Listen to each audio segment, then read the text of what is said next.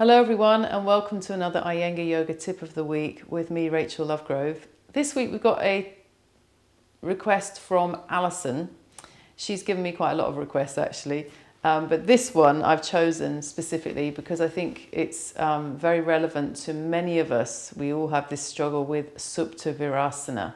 Supta Virasana is the reclining hero pose, and what Alison says about it is that her thighs scream at her and her knees fly off the floor when she goes into it. So what does the pose look like? Well, I'll show you.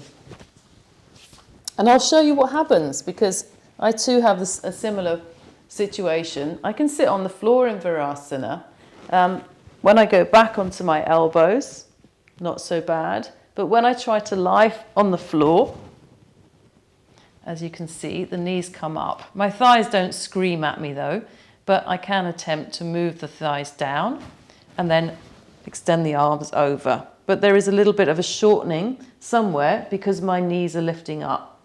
Now that shortening comes from this area, the groin area, where this area should be more open and the thighs should be extending towards the knees. So as you stay, you can open this area and move the knees down. However, some of you will find that you won't be able to go that low to the floor. So how do you stretch this area?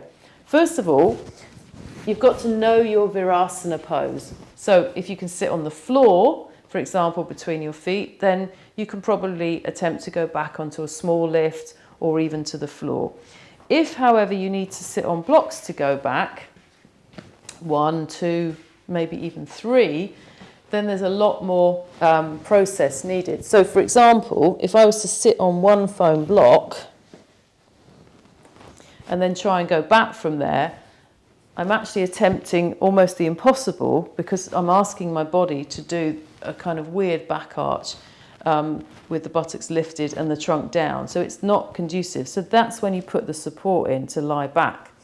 So generally what we say is, if you've got one block under your buttocks, then the floor needs to be raised up by the equivalent of one block height. So that could be a bolster like that, or if you don't have a bolster, but you've got other blocks, then you can take extra blocks there, and then maybe something for the head, like that.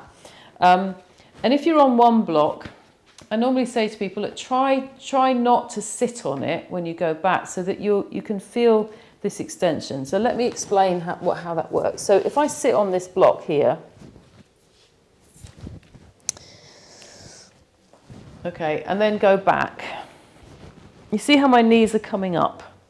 Because what I'm doing there is I'm sitting straight down and I'm just arching the back. There's no opening in the groins.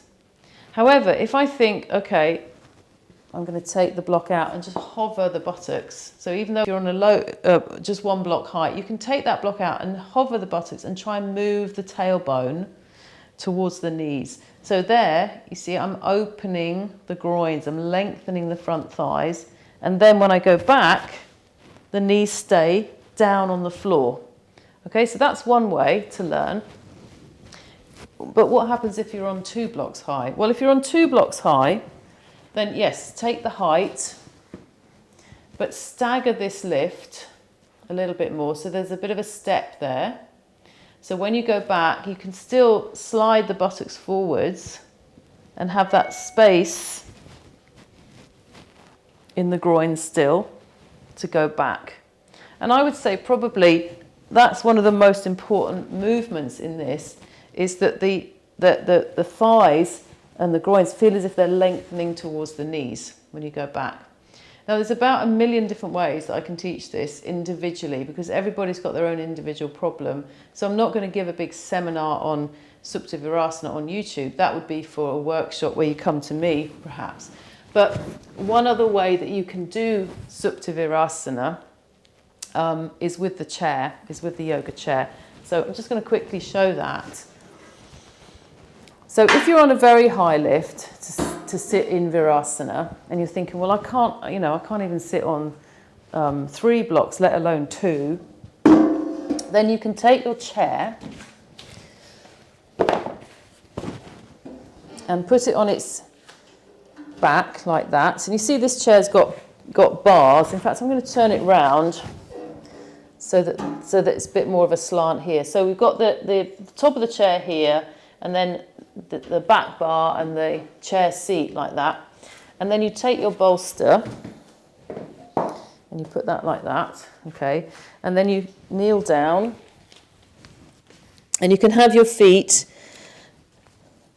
just touching the chair back here. My buttocks are on the edge of the bolster. Now, if you needed extra height, like a brick or a block, you could put that under your buttocks there, and then again lean back, but feel as if you're trying to get this lengthening action here from the groins to the inner knees.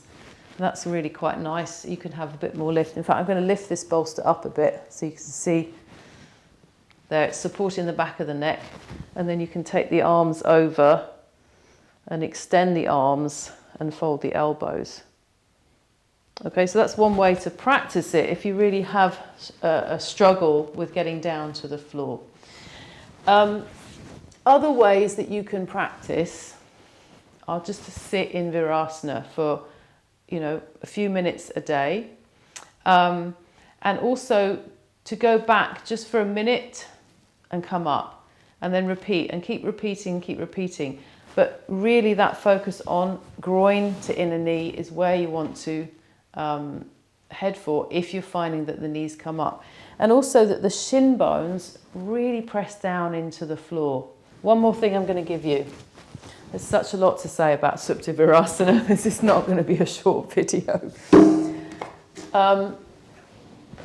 One thing I used to do for myself, actually, in the earlier days when I was kind of trying to work this pose out and struggling with it, somebody gave me once this tip, because they could see that I was kind of at the limit of how much I could extend those groins. So what they did was they gave me a rolled mat, and I put my shin bone, just the head of the shin bone, on that rolled mat, so that when I went back,